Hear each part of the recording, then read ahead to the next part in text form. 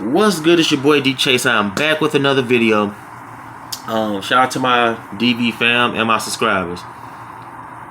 This is not sports related, but I will have sports related videos coming in the near future since football's about to start up in 20 more days, I believe. And I see how hockey has taken off, basketball, and also baseball right now. This is actually entertainment news. Back this month, and who I'm talking about is Jam Master Jay. As y'all know, he was tragically killed October the 30th 2002, and they finally, after 18 years of it being a cold case and just sitting on the shelves, they have indicted two guys. They haven't found them guilty yet, but they've indicted them. They indicted them and shit. So now they got to go through the court system and all that. But they got two guys in custody right now. Now I'm gonna give you 3 steps of how this happened. So this might be my longest video. I'm gonna give you what happened on that cold, dreadful night.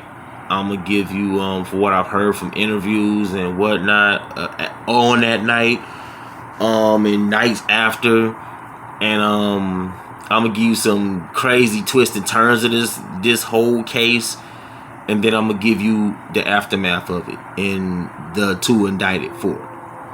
Okay, so now I'm gonna take you back on that cold night, but before I do that, I'm gonna give y'all. I'm pretty sure all y'all have saw 2 turntables and a microphone. They aired that on they aired it on like Showtime or HBO a couple of times, and they just had to put the DVD out.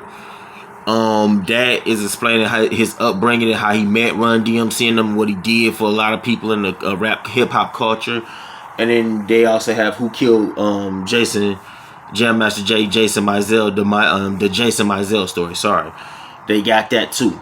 So we gonna go on that dreadful night. Now, before I get into it, Jam Master Jay. These are the key things out of that situation. Jam Master Jay had 5 cameras from the door where you get buzzed in at to the top of the hallway, to the end of the hallway, and to going to his door. So you would have automatically seen who was at the door. You would have automatically seen.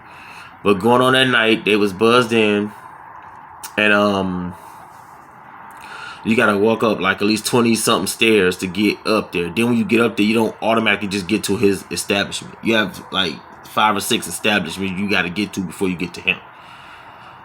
When you finally get to his establishment, you have a camera standing right there at the door looking down on you, so you see who's at the door. He had in the room with him, the receptionist desk was his receptionist Lydia High. She worked there. She's a childhood friend of his, and also the sister of Randy Allen, who I'm gonna get to in a moment. And then he was in the lounge area with a friend of his named Tony Recon, which also was a witness. And then you have the control board room, which had Mike B, who was a rapper, and had Randy Allen, who also, I didn't never know him as a rapper, but he was part of Jay's company. He was a president, I believe. And then you had a unknown female expiring rapper. Now, around 7:30, that's when the incident happened, where Jay, they walked in on Jay and and Tony Recon said his phone rang around that time. He went to pick it up, and then he said out of nowhere he just heard Jay say, "Oh shit!" And before he could even finish, I guess he was shot. That's when he got shot in the back of the head. And then Tony Recon got hit in the ankle, and supposedly his mother called. Now let me tell you about this situation. And after that, they ran out. The killers ran out, and then you see Randy and them run out the room they was in. And Randy said when he came out, he saw a sister on the floor, ducked down, scared, screaming. And then he looked over to his right and seen Jam Master Jay dead and unresponsive. And then this is what I don't understand. Mike B, who's a rapper, ran from the studio and bumped into Bo Skaggs, which is what's his name, Rodney Jones, and he told him that they shooting at the studio. He didn't actually say, "Hey, well, Jay got shot." He just said they shooting at the studio. So that prompted him to go to the studio. By the time he gets there, the police is already there, and they're pushing him back inside the studio to, you know what I'm saying, see what the hell going on. Now, it was, at first they were saying Randy Allen had something to do with it. And here's why. They were saying Randy had something to do with it because the security camera tapes was missing. Jay was speaking with friends and local friends and friends of theirs saying that Randy was fucking stealing from him. He was robbing him. And then this one, I don't believe this one, so y'all could discard this one right along when I did it. They said they had life insurance policies on each other. That's false. The only two people that could ever have life insurance policies on you is your parents and your wife. That's it. That is it. That is it. That's all that can have insurance claims on you, life insurance claims on you like that. So I ain't gonna lie to y'all. I'll put my hand up right now and say I was one of them dudes that agreed that Randy had something to do with it. But then he did some crazy shit when he said, when they was like, would you be willing for his family to look into books and statements? He said, look and see whatever the hell they could go ahead. A dude that did it is not, he gonna be like, man, no, they ain't looking at shit. And he would have just like, man, fuck all that. So I had to exclude him. And then they had a Curtis Schoon. Randy had told him Curtis Schoon did it. Okay, yeah, Curtis Schoon and Jam Master Jay had some shit going on in Cali back in what was it, 92? I think it was back in 92. Him, Schoon, and this guy, a childhood friend named David. They all went to LA and they were supposed to meet a Connect out there. The Connect never showed up. So Jam Master Jay did a Plan B, in which David even said Plan B never works. Never. So I had to and then when after Jay died and he went to Curtis Schoon went to the funeral, Jam Master Jay's sister, he went to give her a hug and she hesitated. And then he was like, well, what's up? And she was basically like, no, I would love to give you a hug, but your name's being brought up and having something to do with my brother's death. And then he was like, but Nita, you probably already hugged the fucking killer. And she thought about it like, damn, I probably did. So you had to exclude him because he's a businessman. He's an entrepreneur now. He don't need to go do drugs. He got 7 or 8 businesses open. So had to exclude him. And I'm like, well, damn. And then Tanara names kept getting popped up in it. Tanara Washington. Then it was like, okay, Tanara, he had something to do with it. Then he put us up at the studio that night. But he didn't,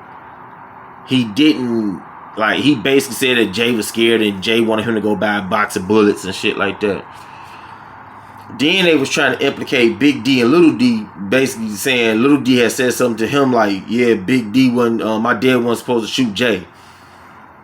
Which probably put the spotlight on him. And then come to find out, now, the two indicted are Tanara Washington and Carl Jordan Jr. Now, Carl Jordan Jr. is the son of Darren Jordan, actually named Big D. And his son, which is Carl Jordan, who's responsible for shooting Jay, is called Little D. He was all on Jay. This is what I don't get about him. If you kill somebody, why is you on murals saying this man, I love this man, I'll miss him, and you killed him? That don't make no sense. But he did, and he got indicted. Now I'm gonna tell y'all what the hell happened on why he got indicted. Now,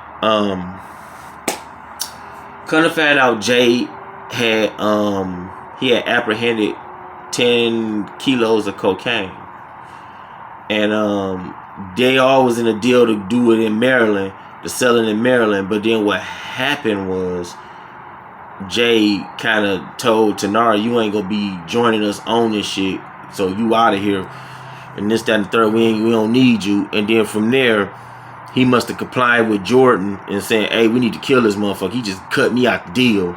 And then they went in and did their damage. Now, it hurt my heart because Darren, Big D, is a friend of Jay's. And basically his kid is almost like Jay's godson or some shit like that, which is crazy.